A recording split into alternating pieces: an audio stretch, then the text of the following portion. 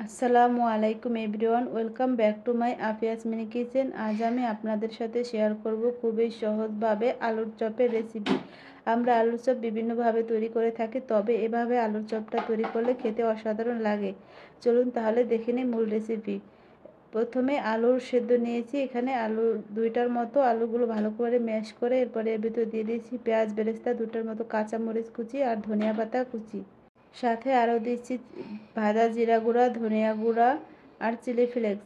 আপনারা ঝালের পরিমাণটা বাড়িয়ে অথবা কমিয়ে নিতে পারেন, যে যার পছন্দ মতো। ঝালটা আমি এখানে কমিয়ে দিয়েছি। তারপরের ভিতরে দিয়েছি স্বাদ মতো লবণ।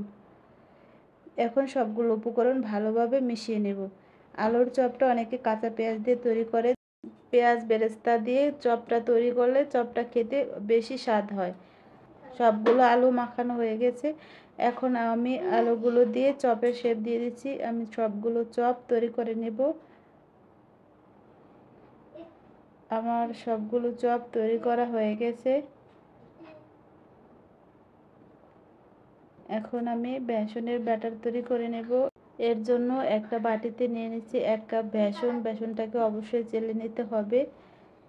তারপরে এর ভিতরে দিয়ে দিচ্ছি 1 টেবিল চামচ কর্নফ্লাওয়ার, দিয়ে দিচ্ছি 1 টেবিল চামচ আদা রসুনের গুঁড়া, আর দিয়ে দিচ্ছি 1 টেবিল চামচ লাল মরিচের গুঁড়া। লবণ দিয়ে দিচ্ছি স্বাদ মতো, আর দিয়ে দিচ্ছি ভাজা জিরা 1/2 টেবিল চামচ।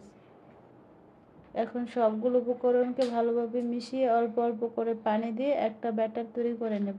একবারে পানি না দিয়ে অল্প অল্প করে পানি দেব আর অল্প অল্প করে মিশাবো। এভাবে ব্যাটারটাকে একটু বেশি সময় ধরে মেশালে চপগুলো অনেক ক্রিস্পি হয় এবং মুচমুচে থাকে অনেক সময়। এর জন্য আমি অল্প অল্প করে পানি দিয়ে একটু বেশি সময় নিয়ে বেসনের ব্যাটারটাকে ভালোভাবে মিশিয়ে নেব। আমার এটা মেশাতে প্রায় 5 থেকে 7 মিনিটের মতো সময় লেগে গেছে। এখন দেখুন এটার কালারটা কীরকম চেঞ্জ হয়ে গেছে। একদম যত বেশি ফেটাবেন তত বেশি চপগুলো ক্রিস্পি হবে। চপ তৈরির আগ মুহূর্তে এর ভিতরে বেকিং পাউডারটা অ্যাড করবেন। আগে যদি বেকিং পাউডারটা দেওয়া হয় তাহলে চপগুলো ভালোভাবে ফুলে ওঠে না এবং ক্রিস্পি হয় না। এখন আমি এর ভিতরে দিয়ে দিচ্ছি বেকিং পাউডার 1/2 চামচের চেয়ে একটু বেশি। দেখুন ব্যাটারের কনসিস্টেন্সিটা এরকম হবে, বেশি ঘনও নয় এবং পাতলাও নয়।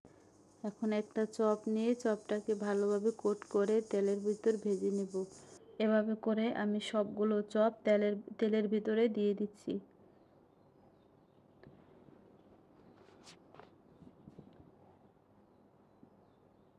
যখন চপের কালারটা চেঞ্জ হয়ে আসবে তখন এটাকে উল্টে দেব।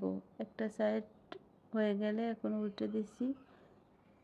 চুলার হিটটা লো টু মিডিয়ামে রেখে চপগুলো ভেজে নিতে হবে কিছু সময় ধরে। তৈরি হয়ে গেছে আমার সবগুলো চপ ভাজা হয়ে গেছে। এইভাবে চপ তৈরি করলে অনেক সুস্বাদু লাগে এবং ক্রিস্পি হয়। আপনাদের সাথে আমি সাউন্ডটা একটু শেয়ার করছি। চপের রেসিপিটি ভালো লাগলে একটা লাইক দিয়ে চ্যানেলটিকে অবশ্যই সাবস্ক্রাইব করবেন। আল্লাহ হাফেজ।